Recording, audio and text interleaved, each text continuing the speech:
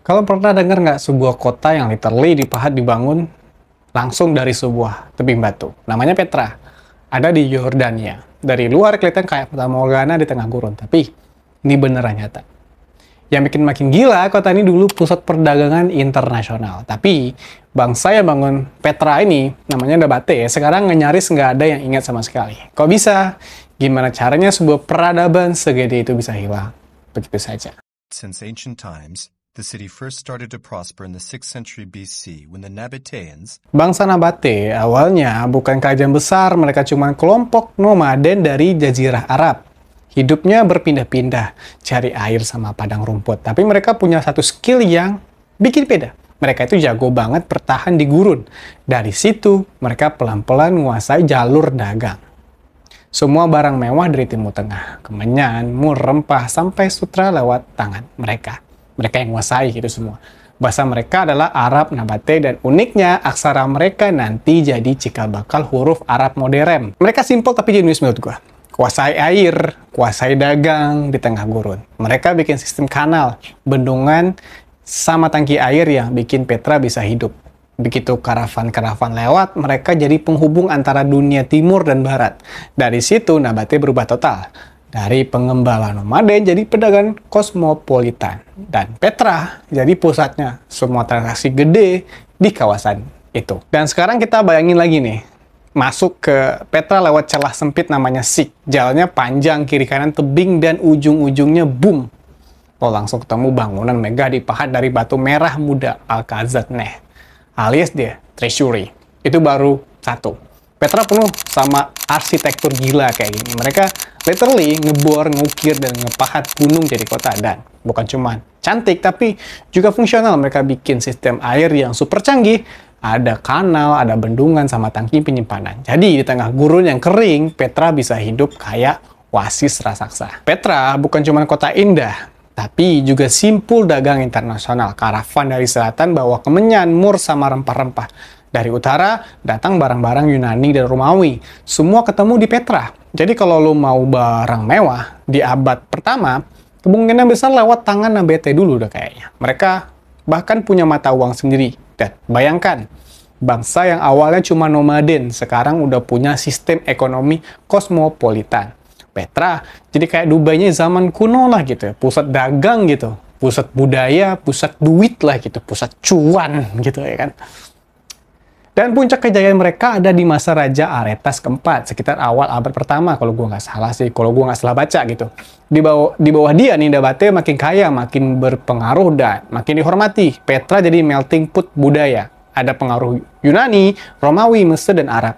Dan kalian bisa lihat dari gaya arsitekturnya, pilar ala Yunani, ukiran ala Timur Tengah, semua campur jadi satu gitu. Intinya Petra bukan cuma kota dagang, tapi juga simbol identitas Nabate yang kosmopolitan banget. Dari gurun tandus, mereka berhasil bikin pusat peradaban yang bikin dunia kagum. Awalnya Nabate sama Romawi itu bukan musuhan. Mereka bisa dibilang sekutu. Romawi butuh jalur dagang yang aman, Nabate butuh pasar yang luas. Jadi ada semacam hubungan saling menguntungkan. Tapi lo tahu sendiri, Romawi itu kalau udah ngelihat duit gede gitu kan, biasanya nggak tahan. Lama-lama mereka mulai ngincar langsung jalur dagang yang dikuasai Nabate.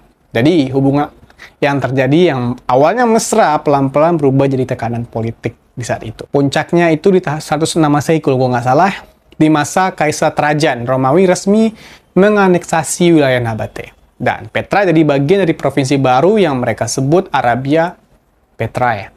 Buat Romawi, ini langkah strategis, mereka dapat kontrol penuh atas jalur dagang gurun. Buat Nabate apa? Ya, itu awal dari akhir. Mereka masih boleh hidup di Petra, tapi udah nggak punya kedaulatan, identitas politik mereka pelan-pelan hilang. Setelah jadi provinsinya si Romawi ini, si Petra tadi, Petra masih sempat nih makmur sebentar aja gitu. Tapi masalahnya jalur dagang global mulai berubah. Romawi makin fokus ke jalur laut, karena lebih cepat dan lebih aman. Akibatnya Petra yang tadinya pusat karavan internasional jadi makin sepi. Ekonominya si Nabate, suku Nabate tadi ini runtuh pelan-pelan. Dari bangsa pedagang kosmopolitan, mereka mulai kehilangan relevansi. Dan di titik ini, kalian bisa bilang Nabate udah masuk ke fase kemunduran. Setelah Romawi ambil alih, masalah Nabate makin numpuk. Jalur dagang darat makin nggak laku karena orang-orang memilih jalur cepat, yaitu jalur laut. Yang lebih aman dan lebih murah. Petra yang tadinya ramai kayak terminal internasional pelan-pelan jadi sepi, dan kalau ekonomi udah goyah, otomatis budaya dan politik juga ikut melemah dong. Bangsa Nabate yang dulunya kosmopolitan sekarang mulai kehilangan taringnya di mata dunia. Dan seolah belum cukup gitu, alam juga ikut ngasih pukulan. Beberapa gempa besar di abad ke-4 dan abad ke-6 menghancurkan infrastruktur air mereka. Ingat, Petra hidup karena sistem airnya. Begitu itu rusak, kota ini nggak bisa lagi menumpang kehidupan kayak dulu harusnya. Banyak penduduk pindah, kota makin ditinggalkan. Akhirnya, Petra cuma jadi desa kecil yang nyempil di tengah gurun. Bangsa Nabate gimana? Identitas mereka larut, berasimilasi sama Romawi dan Arab. Nama mereka perlahan hilang dari catatan sejarah. Yang bikin makin dramatis nih menurut gue. Petra literally hilang sebenarnya dari peta dunia barat selama lebih dari 1000 tahun. Baru tahun 1812, seorang penjelajah Swiss bernama Johann Ludwig nemuin lagi kota ini. Dia nyamar jadi peziarah muslim biar bisa masuk, dan pas lihat Petra, dia langsung sadar ini bukan sekedar runtuhan. Ini kota yang pernah megah banget. Dari situ dunia baru ngeh kalau ada peradaban Nabate yang dulu sempat berjaya, lalu raib begitu saja. Dan kita akan fast forward nih ke zaman modern. Setelah ditemukan lagi nih, Petra langsung bikin dunia heboh. Di tahun 1985, UNESCO resmi masukin Petra ke daftar World Heritage Site. Dan di 2007, Petra bahkan dinobatkan sebagai salah satu dari Neo-7 Wonder of the World. Jadi kota yang dulu sempat hilang 1000 tahun lebih sekarang jadi ikon pariwisata Yordania. Ribuan orang tiap tahun datang buat lihat langsung keajaiban yang dipahat dari batu itu. Petra sekarang bukan cuma destinasi wisata menurut gue, tapi juga simbol ketahanan budaya. Bayangin, sebuah bangsa yang udah nggak ada sama sekali, tapi warisannya masih bikin orang kagum ribuan tahun kemudian. Dari sistem airnya, dari arsitekturnya, sampai cerita tentang perdagangan global zaman kuno. Semua jadi bukti kalau Nabate yang itu bangsa yang visioner. Mereka mungkin udah raib, tapi jejaknya masih hidup di setiap dinding batu Petra. Dan di sini kita bisa belajar nih sesuatu.